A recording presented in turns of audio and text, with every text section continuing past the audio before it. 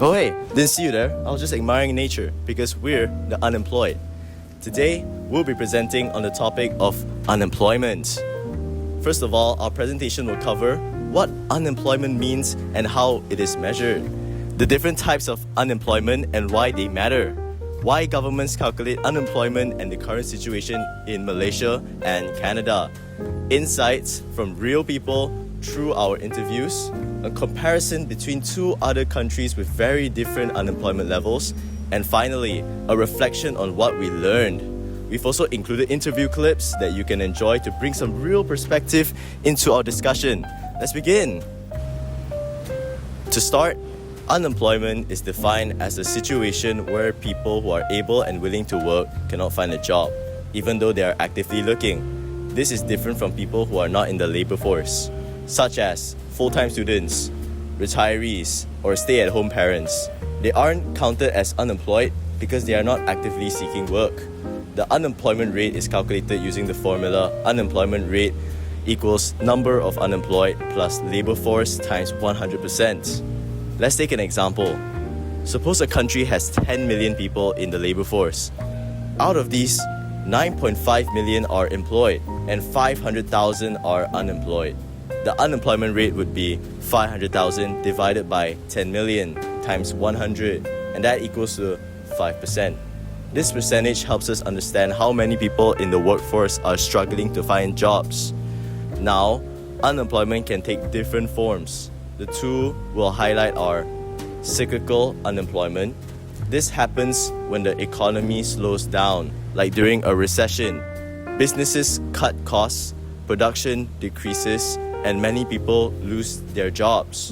A good example is the 2008 financial crisis when millions lost jobs worldwide.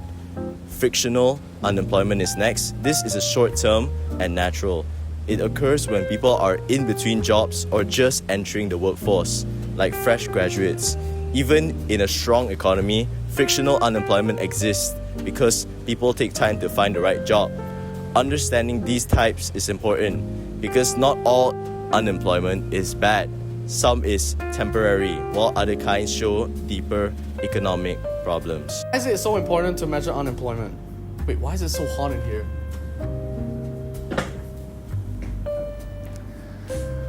Unemployment is one of the key indicators to a country's economic health. When unemployment is high, fewer people have income, consumer spending is less, and poverty increases. It can also lead to social problems like crime, inequality, and mental health challenges. On the other hand, very low unemployment may sound good, but it can also create challenges. If almost everyone is employed, companies may struggle to find workers, which can drive up wages and cause inflation. Now, let's look at current unemployment rates. In Malaysia, for example, the unemployment rate in 2025 is around 3.5%. This is relatively low and shows that majority of Malaysians who want to work are able to find jobs. In Canada though, the unemployment rate is around 6.2%, which is not extremely high, but you can see that it's noticeably higher than Malaysia's. Canada's rate is influenced by economic restructuring, especially in industries like manufacturing and natural resources. At the same time, many younger workers or immigrants face barriers entering the workforce. By comparing these numbers, we see how two countries at different stages of development can face unique challenges in the labor market. So, to go beyond the statistic, we wanted to hear directly from people, so our group conducted 3 interviews. We learned that Miss Erica had experienced unemployment themselves to transition out of teaching. They shared that the hardest part was not only the loss of income, but also the emotional stress. So feeling left behind while others were working. Mr. Owen, who's our CIMB director, he explained that finding a job was very competitive, and especially in the Sunway area, many employers ask for years of experience. Even for entry-level position, this shows how frictional unemployment can be frustrating, especially for young graduates. Mr. Harry spoke about how employment impacts family. Without a steady income, people cut back on essentials, and this can affect children's education, housing, and quality of life. So these stories remind us that unemployment is not just an abstract number. Each percentage point it so represent thousands, sometimes millions of our real lives. Thank you, Ms. Erica, for your time. Have you or someone you know experienced unemployment in the past few years? What was that like? Actually, I too have experienced unemployment at certain times. Recently, it was to try and transition out of teaching. It's really challenging to move from one career established network to another. So that's a burden in Canada for sure. I think there are also some of my friends and colleagues who aren't in teaching, who have experienced challenges trying to find work. Their high-level degrees are not always translating into immediate jobs, and that can be frustrating. What challenges did you or they face when trying to find a job? Learning to interview differently. 2025, or the last 5 years really since COVID, has shifted. I think lots of people are seeking hybrid or virtual-based work, and that's not always easy to interview for or to prepare for. Some people feel like they're better in person, or they're accustomed to dealing with the commute and all of those other factors. Canada's a really big country and things are spread out, so I think learning the technology of how they can work remotely or in a hybrid way more efficiently and more effectively is a challenge for seasoned employees. The young workforce is a little bit more prepared for that. So how do you think unemployment affects someone's mental or emotional well-being? Oh wow. Yeah, major impacts, of course. Like in terms of mental, so you've asked, the question has got like two branches, mental and emotional. In terms of mental distress, just like I think it impacts your confidence, because you're out of job all of a sudden, and then when you're asked to go for an interview, if one or two of those interviews doesn't really work out your way and you don't get the job, all of a sudden you even further go down that spiral, and just really it impacts your confidence. In terms of emotions, you have to really have very nice strong will every morning. You have to wake up and you have to just feel that okay, today's a new day, and find that motivation to keep looking for jobs, keep applying for new opportunities. So in your opinion, what kind of jobs are in demand right now and what kinds are disappearing?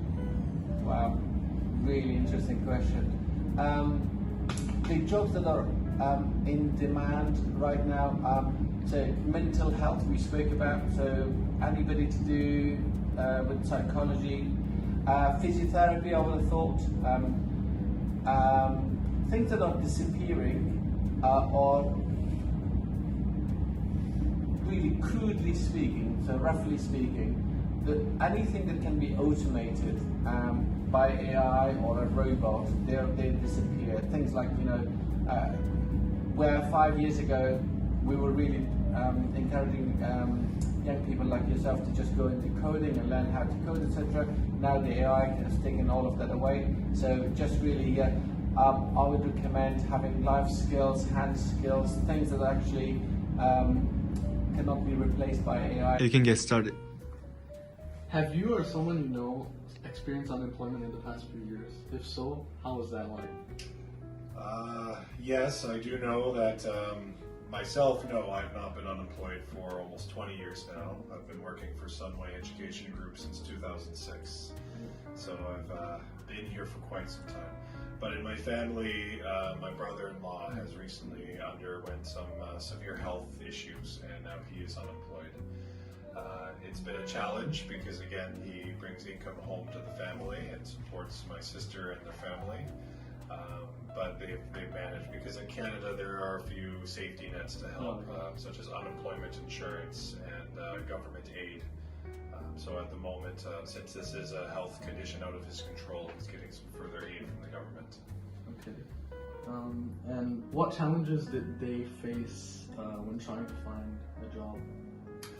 At the moment, they're not looking for, my brother-in-law is not looking for a job, but also, again, my father was laid off in his earlier years. So my father was a steel worker, and in the late 2000s, his steel mill was purchased by a foreign company, and they started basically what in economics terms they started chopping up the factory for parts, and they were selling off the factory, but they weren't informing the employees that they were doing that. So my father was surprised with a layoff when he thought that things were good, and he was in his mid-50s, so he was not at retirement age yet. He found it very challenging to find a job at his age, and that continued. That was 20 years ago, and I can see the same trends now for people who lose their jobs in their 50s. They tend to be seen as overqualified, or the companies seem to be concerned that they would be too old and they don't want to train them on technology, or they're worried that they will leave soon for retirement, so they don't want to hire them on. So, like, how do you think unemployment affects someone's mental well-being? It depends. Again, it depends on their safety net. So for when you're looking at for young people, the idea is that you want to have a emergency fund. So when it comes to financial planning, there is a number of things when you get your first job that you want to prepare for. Number one, if you're Malaysian, you want to make sure that you're paying into the EPF. But the EPF isn't everything. You want to have an additional investment fund that you have prepared, and an emergency fund. And generally, they say that emergency fund should be 3 to 6 months of your basic living expenses. So for those who are well enough, they're prepared enough, and they have that emergency fund, the unemployment may not hurt them as much. But if they don't have an emergency fund, and that was their lifeline, and now that's been taken away from them, that I can imagine it'd be incredibly painful and have a huge impact a negative impact on their mental health. Next, we looked at 2 other countries to compare unemployment levels. In Spain, the unemployment rate is currently around 11.5%, which is among the highest in Europe. Spain has struggled with high youth unemployment partly because of slow economic growth and structural problems in its labor market. Young workers, in particular, face difficulties securing stable long-term jobs. Meanwhile, in Japan, the unemployment rate is just 2.6%. Japan has one of the world's lowest unemployment rates. This is partly due to cultural traditions of long-term employment, and also because of strong industrial sectors that continue to provide stable jobs. This contrast shows how unemployment can vary widely across the globe. Spain's double-digit unemployment reflects serious economic challenges, while Japan's low unemployment shows stability, but also raises questions about an aging population and labor shortages. Finally, as a group, we reflected on what we learned. We discovered that unemployment is not just a number in the economics textbooks. It's about people's opportunities, dignity, and well-being. We also learned that governments have a major responsibility in designing policies to reduce unemployment, such as job creation programs, retraining workers for new industries, and providing social safety nets. Most importantly, we realized that understanding unemployment helps us appreciate the link between economics and real life, how decisions made at the national level affect families, communities, and individuals.